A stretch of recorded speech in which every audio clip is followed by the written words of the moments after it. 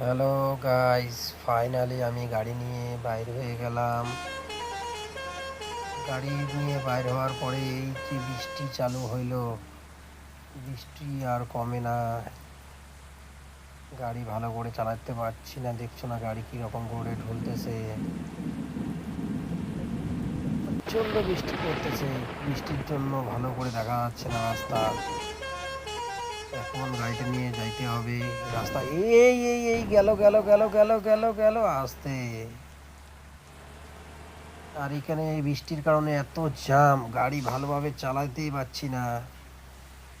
এ ভাই সাইড দে, ভাই সাইড দে, সাইড দে, সাইড দে। অন্ধকার হয়ে গেছে আকাশ, মনে হয় অনেক ভারী বৃষ্টি হবে।